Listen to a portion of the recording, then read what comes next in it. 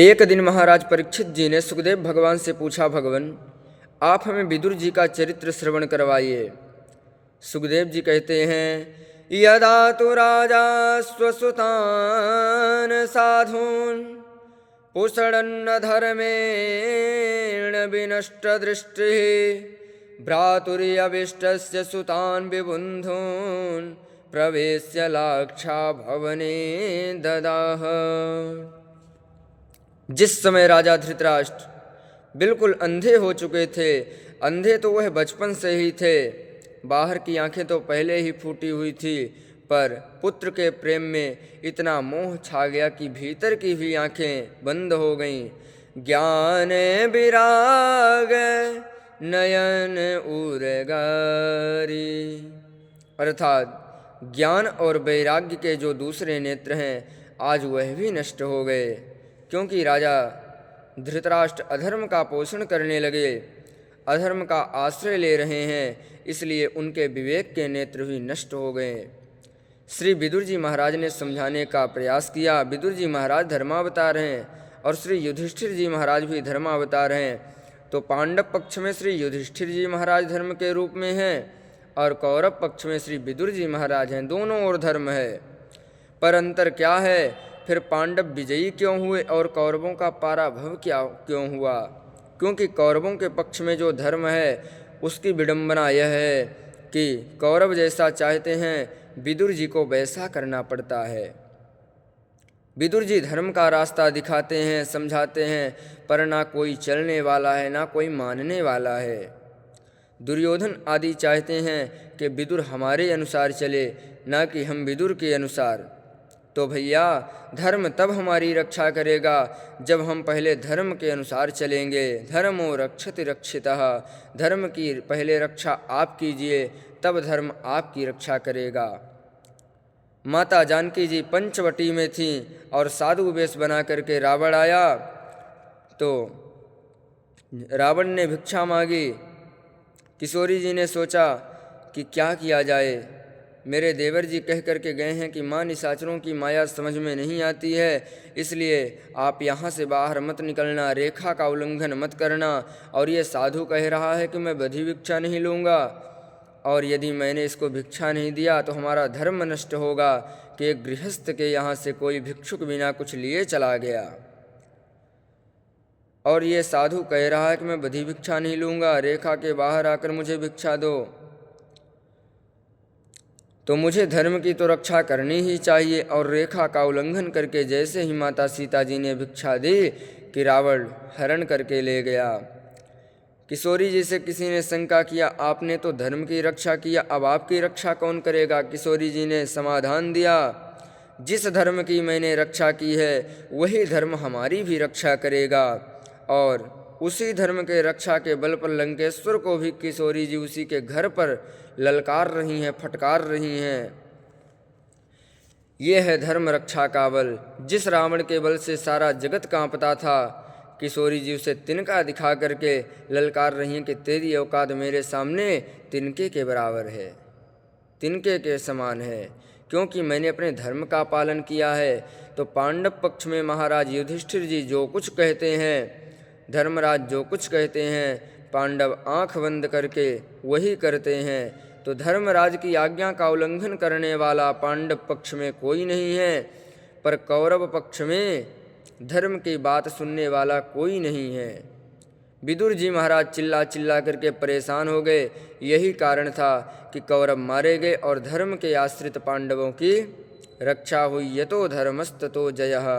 विदुर जी ने एक बार धृतराष्ट्र को बहुत समझाया, महाराज ये जो आपका बेटा दुर्योधन है, जिसके मोह में आप इतने अंधे हो रहे हैं, ये मूर्तिमान कलयुग है।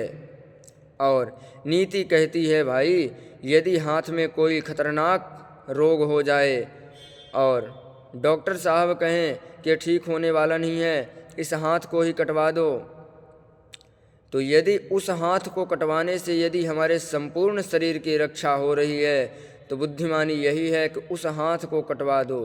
कटवाना तो कोई नहीं चाहेगा, यदि परिस्थिति आ जाए ऐसी तो कटवाना ही पड़ेगा। तो विदुर जी कहते हैं, महाराज यदि एक के त्यागने से अनेकों का हित हो तो एक को निकाल देना चाहिए, त्याग देना चाहिए। दुर्योधन यदि आपकी आज्ञा का उल्लंघन करता है तो और इसके कारण महाभारत का समर पैदा होता है तो निकाल दो इस दुर्योधन को। दुर्योधन ने सुना तो आग बबूला हो गया और दरबार में ही आकर के विदुर जी को बुरी तरह फटकारने लगा। अरे दासी पुत्र, तेरी ये औकात, हमारे टुकड़ों पर पलने वाला आज हमें ही घर से निकलवा रहा है। कैन मत्रोपजुहाव जिह्वां दास्याः सुतं यद्बलिनैव पुष्टः। हमारे टुकड़ा खाने वाला हमारे पिता को हमारे ही विरुद्ध भड़का रहा है, भगाओ इसे यहाँ से।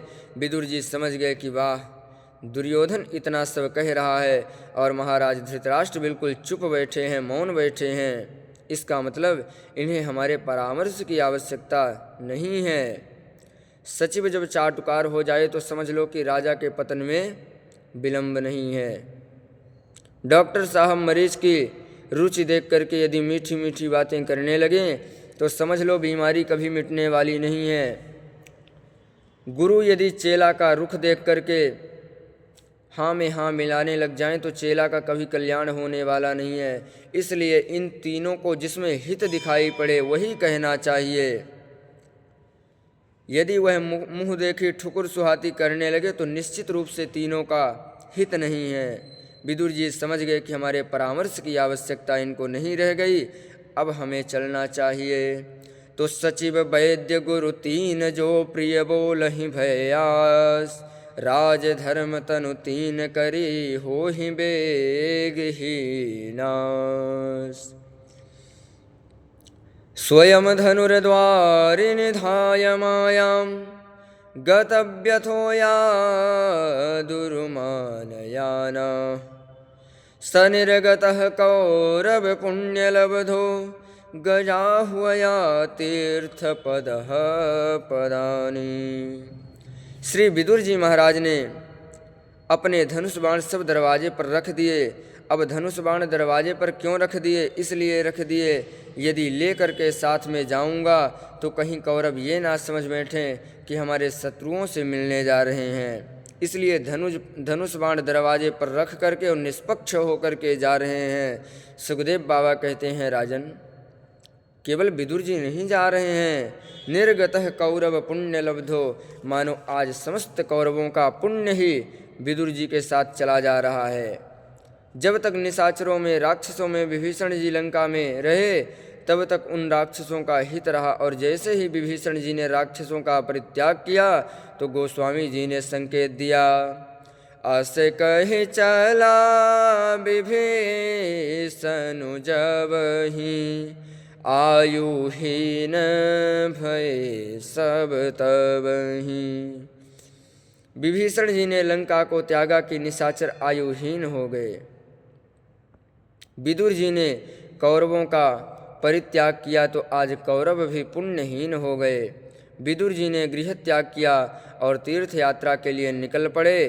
तीर्थाटन करते करते बहुत समय बाद यमुना जी के तट पर जा रहे थे कि अचानक उद्धव जी से भेंट हो गई। कालेन तावाद्यमुनामुपेत्या तत्रोद्धवं भागवतं ददर्शा।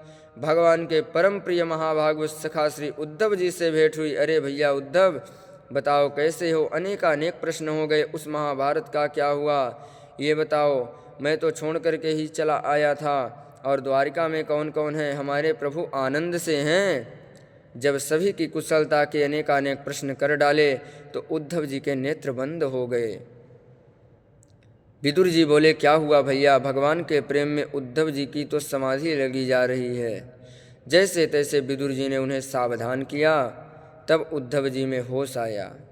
सनकैर्भगवल्लोकान्द्रिलोकां पुनरागतः। भगवान के ध्यान में उनके धाम को चले गए थे। लौट करके उद्धव जी पुनः अपने होश में आए। तब उद्धव जी ने पूरा समाचार विस्तार से विदुर जी को सुनाया। महाराज विदुर, महाभारत तो कब का संपन्न हो गया और पांडव विजयी हो गए। गोविंद भी अपनी संपूर्ण लीला का संवरण करके परमधाम को प्रस्थान कर गए। धिक्कार है, जब तक प्रभु धराधाम पर रहे कोई उनके स्वरूप को नहीं समझ पाया। उद्धव जी कहते हैं, विदुर भैया, जाते समय भगवान ने हमें एक ज्ञान प्रदान किया था कि जब मैं हस्तिनापुर आया था तो विदुर और विदुरानी ने कितनी प्रीतिपूर्वक मेरा सम्मान किया था, स्वागत किया था, पर आज तक मैंने विदुर जी को कुछ नहीं दे पाया। इसलिए मेरा ये तत्व ज्ञान उन्हें जरूर प्रदान करना। जब भी तुम्हारी विदुर जी से भेंट हो तो ये ज्ञान उन्हें अवश्य प्रदान कर देना। इतना सुनते ही विदुर जी के नेत्र भर गए, गदगद होकर के बोले, वाह प्रभु, हमारे घर में पवाने के लिए था ही क्या। विदुरानी ने बथुए का साग बना दिया और केले का छिलका पवा दिया, तो क्या प्रभु इसके ऋणिया हो गए। परंतु विदुर जी का कंठ गदगद हो गया कि सारा जगत जाते जाते परमात्मा को याद करके जाता है और वही परमात्मा इस विदुर को याद करके गए। विदुर जी उद्धव जी से बोले।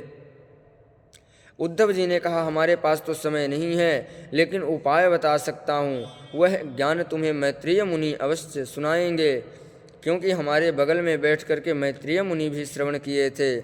इसलिए वो कहीं ना कहीं गंगा द्वार पर घूम रहे होंगे, तो आप चले जाओ, वो गंगा द्वार पर मिल जाएंगे। इतना कह करके उद्धव जी बद्री विशाल की ओर चले गए और विदुर जी सीधे हरिद्वार पहुँचे। हरिद्वार में गंगा तट पर भ्रमण करते करते मैत्रेय मुनि से भेंट हो गई। जो मैत्रेय मुनि ने विदुर जी को देखा, उठकर खड़े हो गए और कहा, आओ विदुर महाराज, मैं तो कब से तुम्हारी राह देख रहा हूँ, क्योंकि बड़ा भारी दायित्व प्रभु मेरे कंधे पर डाल गए हैं। विदुर जी तुरंत आए, मैत्रेय मुनि से भेंट की और कहा कि भगवान, मैं आपके सामने अपने कुछ प्रश्न रखना चाहता हूँ, मेरी जिज्ञासा का समाधान करें। सुखाय कर्माणि करोति लोको न तैः सुखं वान्यदुपारवं वा विन्देत भूयस्तत एव दुःखं यदत्र युक्तां भगवान वदिन्नः। विदुर जी महाराज पूछते हैं, महाराज कृपा करके आप हमें ये बताइए कि संसार का प्रत्येक प्राणी सुखी होना चाहता है। ऐसा कोई नहीं है जिसको सुख की लालसा ना हो। हर वस्तु कितनी भी प्रिय हो, कितनी भी अच्छी हो, पर कोई चाहेगा, कोई नहीं चाहेगा। पर ऐसा विश्व में कोई नहीं है जो कहे कि मुझे सुख की इच्छा नहीं है। मानव मात्र सुखी होना चाहता है और सुखी होने के लिए दिन रात प्रयत्नशील भी है, मेहनत भी कर रहा है। हम जितने भी भागम भाग कर रहे हैं, केवल हमारा एक ही उद्देश्य है कि हम सुखी हो जाएं। पर हम देखते हैं कि जो सुखी होने का जितना प्रयत्न करता है, वह उतना ही दुख के दलदल में फंसता चला जाता है। सुखी कोई नहीं हो पा रहा। प्रश्न ये है कि जीव सुखी कैसे हो। कोई दलदल में गिर जाए तो ज्यों-ज्यों निकलने के लिए हाथ पैर फटकारेगा, त्यों-त्यों और अंदर घुसता चला जाएगा। यही हालत हम लोगों की है। ये दुख के दलदल में सब सुखी होने के लिए निकलना चाहते हैं, परंतु जैसे जैसे निकलना चाहते हैं त्यों-त्यों घुसते जा रहे हैं। पहले केवल झोपड़ी थी, तब चाहते थे एक मकान हो जाए, मकान हो गया, चाहने लगे एक गाड़ी हो जाए, गाड़ी हो गई, चाहने लगे एक फैक्ट्री हो जाए। ऐसा करते करते महाराज हमारा राजाओं जैसा वैभव हो गया। फिर भी किसी ने पूछा, क्या सुखी हो पाए? तो महाराज जहाँ का तहाँ झोपड़ी में रहते थे तो कम से कम सुबह शाम 4 रोटी खाते थे, मस्ती में बढ़िया सुंदर पड़े रहते थे। परंतु अब तो भोजन भी गया। डॉक्टरों ने कह दिया, खाने के नाम पर दाल का पानी रोटी खाओ तुझ, और चिंता के मारे नींद हराम हो गई, नींद की गोली खा करके सोनी पड़ती है। तो महाराज जो सुख था वह और चला गया। यह सब धन दौलत आ जाने से कोई सुखी नहीं हो पाता है। सुख तो केवल सच्चिदानंद के चरणों में है। भगवान के चरणों से जुड़े बिना सुख है ही नहीं। जय श्री राधे। आप सभी वीडियो को लाइक करें, चैनल को सब्सक्राइब करें और ऐसे ही भगवान के चरित्र से रिलेटेड वीडियो का आनंद लेते रहें। जय श्री कृष्णा।